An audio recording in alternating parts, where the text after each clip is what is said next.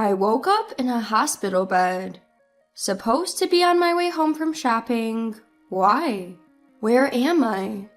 The nurse explained to me what happened. Apparently, I was rear-ended by a car and urgently transported to the hospital. Then my husband, who rushed to the hospital, blurted out, "Why are you still lying on the bed? Let's go home. Get discharged now and make my dinner. If you can't fulfill your wife's duties, I'll divorce you." What? I couldn't believe what I just heard.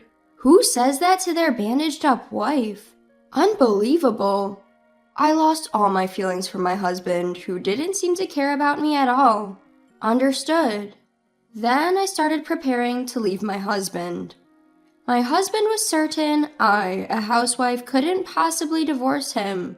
Little did he know he'd be the one struggling if I brought up divorce. My name is Lisa. I became a housewife after marrying my husband Daniel. It was Daniel's wish that I became a housewife. I never disliked my job, and all my hard work had started paying off, putting me in an important position. There were even talks of a promotion and the next personnel reshuffle. But when I told Daniel about the promotion, he immediately said, "I want you to become a housewife after we get married. We can get by on my salary if we save. I want you to take care of the house." Overwhelmed by Daniel's passion, I quit my job. My coworkers and bosses were disappointed, but it was also important for me to live in the same direction as a couple. As soon as I quit my job, Daniel started to insist, "I'm superior because I'm the breadwinner in this household. You won't be able to live without me. Remember that." Looking back, Daniel probably insisted on me quitting because he was troubled by the prospect of me earning more than him after the promotion that I was supposed to get. Despite this, I devoted myself to supporting Daniel's work and making the house comfortable for him. I took care of the nutritional balance of our meals, researching easy-to-eat menus while considering Daniel's work schedule. I also made sure to do the cleaning and laundry perfectly so that Daniel, who came home tired, could spend time comfortably. Yet it seemed like Daniel just couldn't resist complaining about my work. "Hey, tonight's dinner was a bit bland." I explained my reason to my husband, who complained. "You've had a lot of late-night work parties lately, right? I thought your stomach might be tired, so I made it a mild flavor. I should have added a good amount of broth, though." Is that so?" Despite his complaints, Daniel gradually stopped grumbling because I would refute him. Over time, he started to come home later and later. He began to come home every night smelling like women's perfume. "Hey, you seem to have been working late a lot lately. Is work getting busy?" In response to my question, he replied, "Yeah," looking annoyed. "You've also been drinking more often before coming home. How's your health? Are you okay?" Thinking that taking care of my husband's health is also part of a wife's role, I couldn't help but ask various questions. Daniel responded to me in an irritated manner.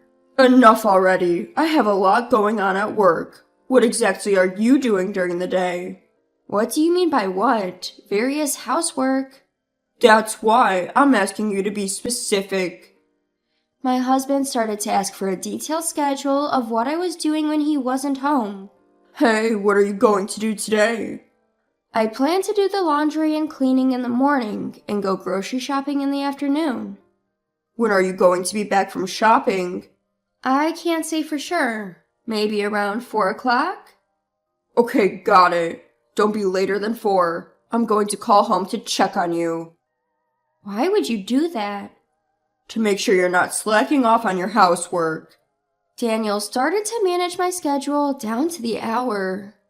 That day my shopping took longer than expected, and I was rushing home on my bicycle. It was already past 4 o'clock. I need to hurry back home or Daniel will get mad at me again. In my hurry, I didn't notice the car approaching from behind. The next moment, I felt an impact on my back. Before I knew it, I found myself lying in a hospital bed. Attempting to sit up, I felt pain throughout my body. A nurse, noticing my consciousness, hastily called for a doctor. "Oh, you're awake. You were hit by a car from behind, the doctor explained. According to him, I was rear-ended by a car when I was riding my bike, fainted unconscious from the impact, and an ambulance took me to the hospital. Fortunately, there was no bleeding, I didn't hit my head, and I only got full-body bruises. Though my body was in pain, there were no fractures that could lead to lasting damage, and I was told I could be discharged in a few weeks. Relieved, I checked my phone and saw a slew of missed calls from Daniel. Oh, I need to call Daniel. He must be worried sick. Hearing my muttering, the nurse quickly said, I've already notified your husband. Unfortunately, he couldn't pick up the call, so I left a message on his voicemail. I might have made him worry, though. Your wife was in a car accident and has been urgently transported to our hospital. That's what the nurse had left in her voicemail. I thanked the nurse and quickly called my husband. Hey, Daniel, it's me. Lisa, what the hell are you doing not coming home? Didn't you listen to the voicemail? There was a message saying I'm in the hospital. I did listen to the voicemail. You're awake now, right? So you can come home, can't you? That's not possible. I was in a car accident. I'll be staying in the hospital for a few weeks. You're being hospitalized? What? It seemed Daniel had assumed that my injuries weren't serious. Upon hearing about my hospitalization, he said, I'm coming right now, and hung up. An hour later, Daniel burst into my room. Lisa! Just as I felt relieved at seeing my husband, his next words left me frozen. How long are you going to lie there? Let's go home. What? Go home? What on earth are you saying? I couldn't hide my confusion as I responded to my husband. I can't go home on the day of the accident. Just because it was an accident doesn't mean you're knocking on death's door. You're able to talk like this, so you're fine. Discharge yourself immediately and make my dinner. Can't you see these bandages? How do you expect me to cook in this state? You're overreacting with this hospital stay. I bet if I hadn't come to fetch you, you'd just be lazy laying on the bed. Here I am, worn out from work, and you won't even cook dinner. That's unacceptable as a wife. Look, the hospital says I need to stay for a few weeks. It's not about being lazy, it's about getting necessary treatment. Use any excuse you want, but if you think I'll let you off the hook for housework, you're wrong. If this isn't working for you, I'm okay with getting a divorce. That's ridiculous. I can't possibly do housework in this state. Well then, divorce it is. Daniel seemed to care more about having his housework done than the fact I'd been in a car accident. I felt I'm falling out of love with him quickly. Having discovered his true feelings, I made up my mind on the spot. All right. Hearing this, Daniel smirked, seemingly victorious. That's right. You should understand that my word is law. Seeing me still not trying to move, Daniel started to lose his patience. Hey, how long are you going to keep lying around? Start getting ready to leave. Just as Daniel tried to forcibly get me up, the doctor entered the room. What on earth do you think you're doing? I was just about to take her home.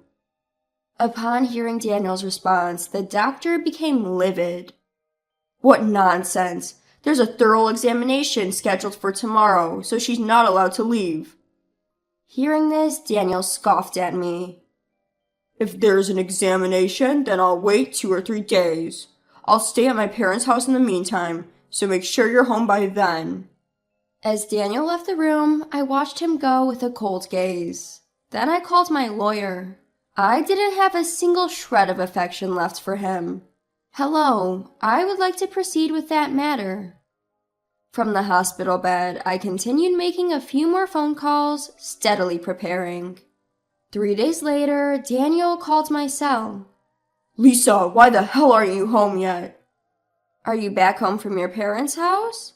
At my next question, he grumbled. Yeah, I am. The examination's over, isn't it? Then stop lounging around and get back to the chores that have piled up.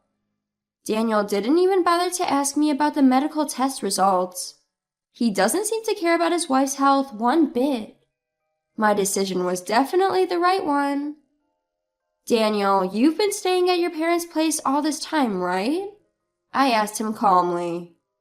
I told you already, didn't I? So what? Did you happen to check the mail sent to your parents' house? Mail? What on earth did you send? Divorce papers. In fact, I had a lawyer send the divorce papers, already signed by me, to Daniel's parents' house. Divorce papers? Why are you surprised? You were the one who said let's get a divorce, weren't you? With that, Daniel sighed as if mocking me. I never thought you were that stupid. Do you think you can live on your own after divorcing me, who provides for you? I can't start doing house chores right after the accident. I need to take better care of my health. That's why I decided to divorce you. You think you can make a living after divorcing me? You rushed into this decision. Daniel laughed out loud and then hung up the phone.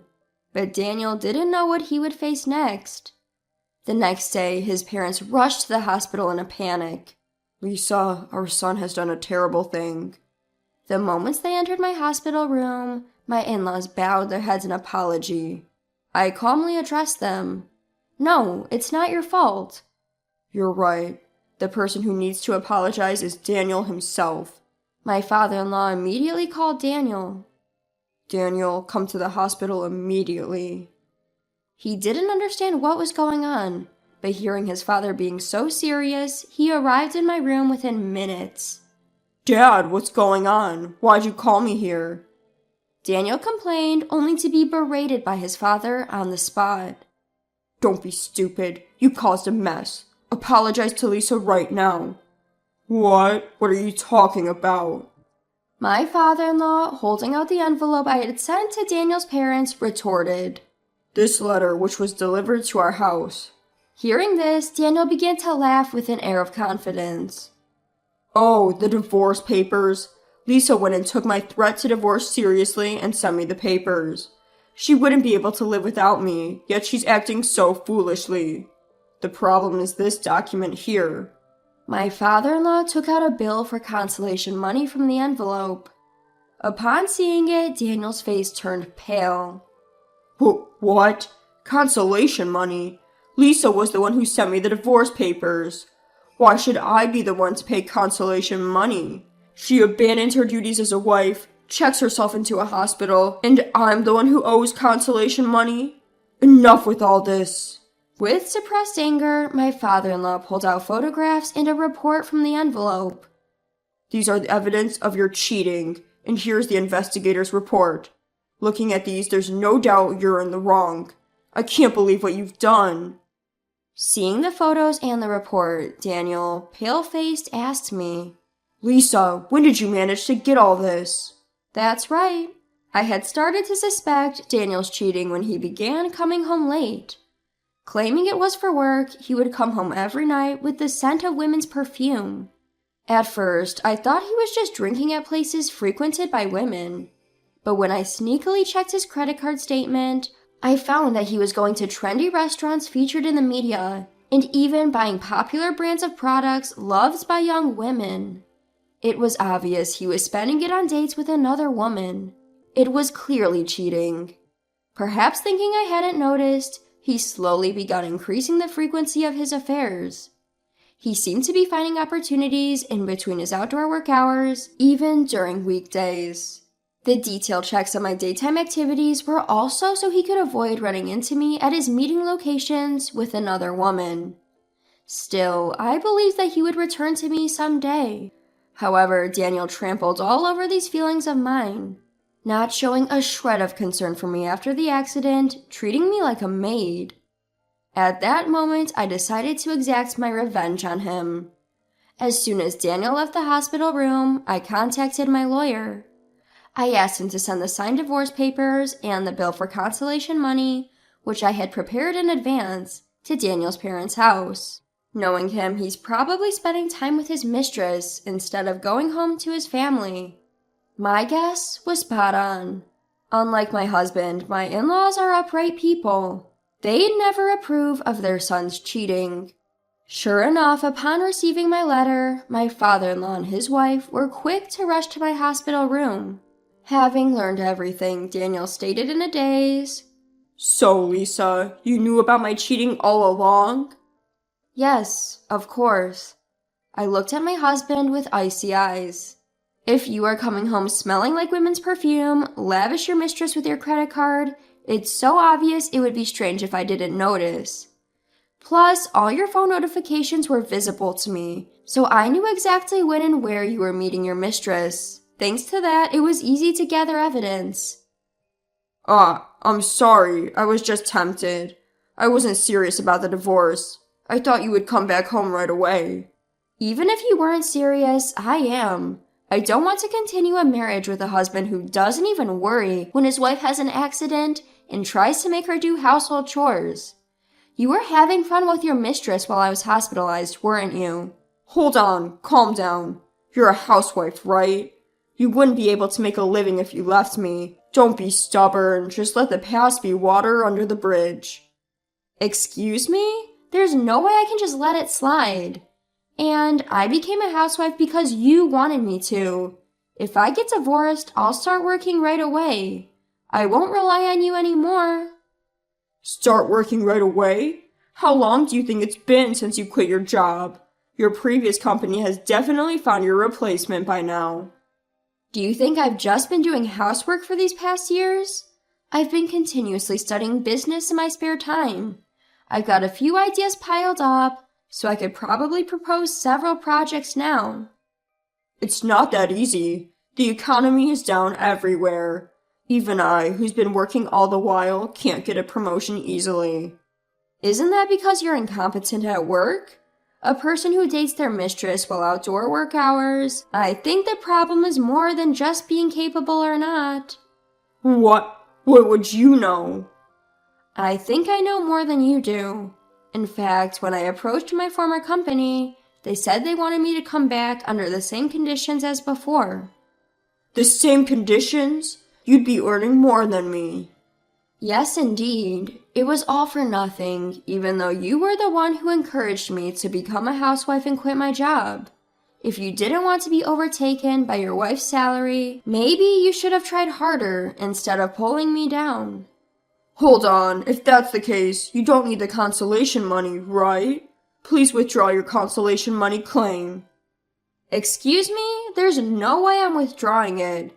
This consolation money is to make up for the crime you committed. You can't just cheat on your wife and ignore her without facing any penalties. I'm sorry. I really regret it. Please forgive me. I will never forgive you. It's not enough to just say you're sorry. You need to show it with your actions. Go to hell.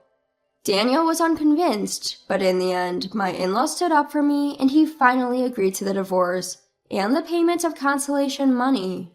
After paying the consolation money, Daniel seemed to have continued his relationship with his mistress without learning his lesson. However, it seems his company found out about his frequent dating during outdoor work hours, and he ended up getting demoted and having his salary cut. To top it all off, it seems that Daniel, who had almost run out of savings due to his consolation money payment, was promptly dumped by his girlfriend. News about the cause of his divorce and his demotion spread throughout the company, and I heard that he completely lost his place there. On the other hand, I was able to be discharged from the hospital safely without any after effects from the accident. I used the consolation money I received to move, and now I'm leisurely settling into my new home. My work after returning is going smoothly, and life has been going better since the divorce. That accident may have been a good catalyst for the divorce. I decided not to look back at the past and strive forward to a new life.